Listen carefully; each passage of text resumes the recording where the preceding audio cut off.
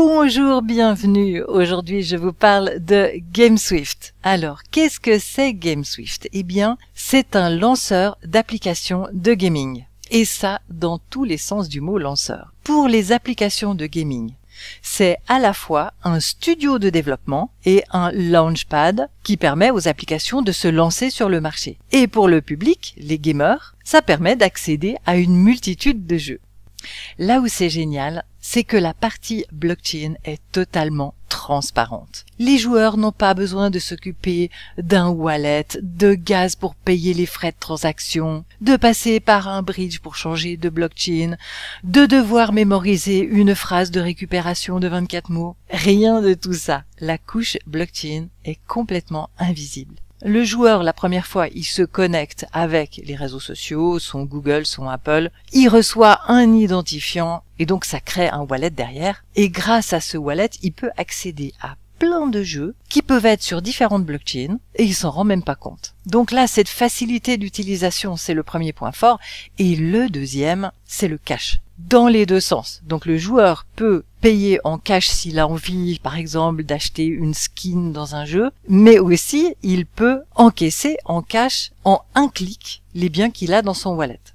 Et il faut que je vous dise que je vais donner une conférence en live gratuite le mardi 16 avril 2024 à 12h30 heure de France sur la thématique 3 clés pour dénicher les pépites crypto de demain avant tout le monde et multiplier votre capital en moins de 2 heures par semaine.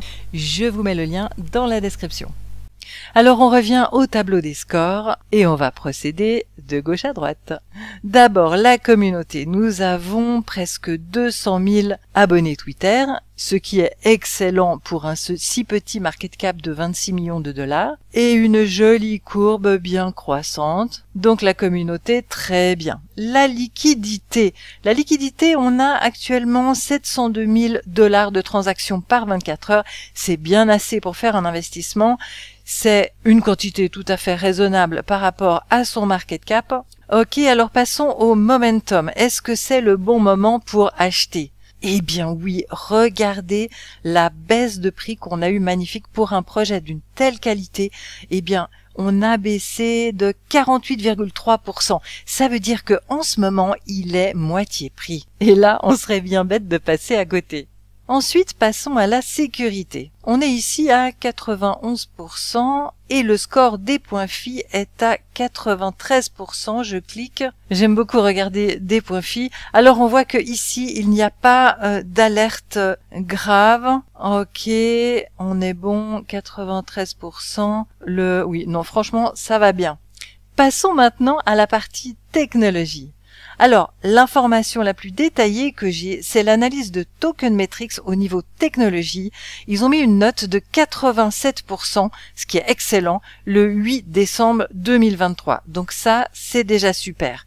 Mais on a aussi des choses intéressantes à creuser, je vous montre.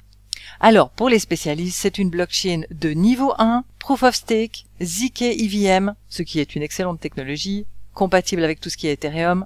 Ils utilisent l'intelligence artificielle au niveau du launcher, donc le lanceur d'applications, et aussi au niveau des NPC, en français PNJ, personnage non joueur. C'est pour ça qu'ils ont le tag intelligence artificielle. Ils sont interopérables, les joueurs passent d'une blockchain à l'autre sans même s'en rendre compte. Ils ont des outils pour les développeurs qui peuvent déployer des smart contracts Ethereum sans effort, avec des frais de transaction extrêmement bas. Ils ont une vitesse ultra élevé qui convient spécialement bien pour le gaming et ils sont sécurisés par Polygon. Ils sont pas sous Polygon, non. C'est une vraie blockchain niveau 1. Mais ensuite, les applications de jeux peuvent se développer sur le layer 2. Et ça, c'est super rapide, super bon marché.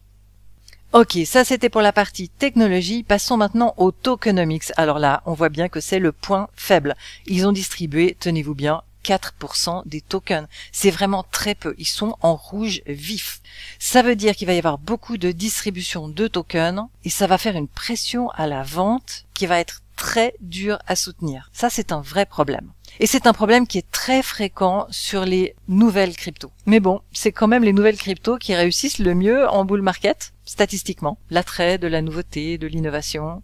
Et c'est vrai qu'ils ont une technologie beaucoup plus innovante et performante que les cryptos de gaming qui se sont lancés il y a plusieurs années et qui ont déjà distribué beaucoup de tokens. Alors je vous montre où est-ce qu'on en est pour la distribution. Là, on est sur dropstab.com et j'ai cliqué sur l'onglet Fundraising. Et on peut voir que la public sale était à 1 centime de dollar, 0,0144. On ne connaît pas le prix ici de la seed round, mais elle était probablement en dessous d'1 centime par token. Après, si je clique sur Vesting, j'arrive ici, alors on va analyser ça. D'abord, Public Sale Round 1 et Public Sale IDO et Airdrop, ce sont les 3 pires populations qui généralement vont vendre dès qu'elles sont un peu bénéficiaires. Donc là, on est bien content que ça soit fini d'être distribué, c'est derrière, ça c'est fait. Ceux qui sont en cours de distribution, c'est la partie opération. Donc ça, généralement, ça va. Ce sont des tokens qui sont utiles, par exemple, pour payer des développeurs, pour payer l'expansion. Donc généralement, ça se contrebalance avec l'arrivée de nouveaux investisseurs si ça se fait de manière efficace. Et autrement, on est aussi en train de distribuer la partie private round qui, elle, provoque une pression à la vente. Mais en ce moment, ça va. Mais alors, où est le danger? Le danger, il est en juillet. Donc, en ce moment, il y a une distribution qui correspond à 4,4% de la market cap chaque mois, le 24 de chaque mois, encore 3 fois.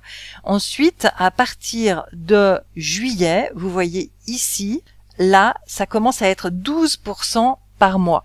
Et ça, c'est vraiment lourd. Surtout si on regarde ceux qui vont recevoir. Je vous montre, voilà. Ce sont les plus grosses portions. Ici, 55 millions de tokens et ici 58 millions de tokens et c'est ça qui commence à se distribuer à partir du 24 juillet. Donc la fondation, s'ils sont compétents, ça sera bien utilisé, ça me fait un peu moins de soucis. Mais la partie seed round, ça ce sont des investisseurs qui sont là pour faire du fric. C'est normal, c'est leur job. Donc eux, s'ils ont acheté à moins de 1 centime, ils sont déjà à plus de fois 40. Quand ils vont commencer à recevoir à partir du 24 juillet, s'ils veulent récupérer la mise de départ, ça sera fait en 10 jours.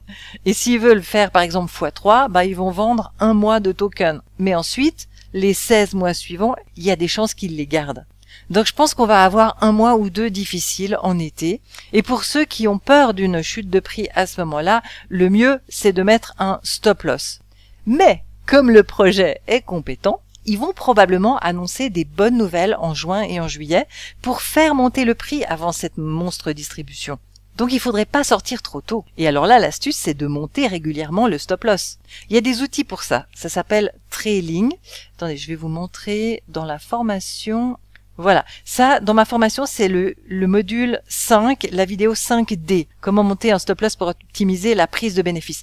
Et en fait, l'outil qui permet d'automatiser ça, ça s'appelle un trailing stop loss. Donc là, on a mis une vidéo et un PDF pour donner plus de détails et montrer comment faire. Donc si je reviens au vesting, donc à la distribution des tokens, en résumé, l'astuce, c'est de mettre un stop loss fin juin, début juillet, de suivre la montée du prix, de laisser quand même une marge pour laisser respirer le prix, parce qu'il y a de la volatilité naturelle, et ensuite, si le prix redescend, le stop loss sera touché et la partie que vous souhaitiez vendre sera vendue. Ça permet de se protéger dans ces cas-là. C'est pas typique de GameSwift, mais bon, je me suis dit que j'allais en profiter pour vous en parler maintenant.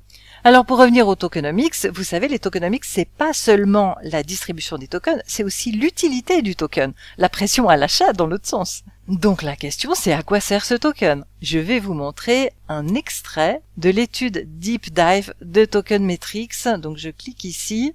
Ok, alors ceux qui veulent les détails, vous pouvez faire une copie d'écran, mais en résumé, le token sert aux transactions dans tout l'écosystème de tous les jeux. Ici, on décrit plein de sources de revenus différentes que GameSwift pourra encaisser et ces revenus sont redistribués à ceux qui font du staking du token GameSwift. Et en plus de ça, ceux qui ont staké leur token GameSwift, ils reçoivent des airdrops de plein de jeux qui se lancent sur GameSwift. Donc tout ça, c'est très positif. Alors, nous, dans le groupe privé, on l'a acheté à 16 centimes. Donc, ensuite, il est monté à environ 81 centimes. Donc, on a fait x5. Évidemment, on a déjà récupéré la mise de départ qu'on a réutilisée dans d'autres investissements. C'est les bébés qui font des bébés qui font des bébés. J'adore ça. Mais si je n'avais pas de GameSwift, j'en achèterais maintenant. Franchement, je profiterais des 50% de rabais qu'on a en ce moment. Parce que c'est un excellent projet. Voilà, j'espère que cette vidéo vous a été utile. Et si c'est le cas, mettez un like et abonnez-vous. Et si vous souhaitez vous former pour savoir investir de manière autonome et intelligente et ensuite faire partie de mon groupe privé et avoir accès au logiciel des scores, ça se passe sur chantal-lang.com. À bientôt!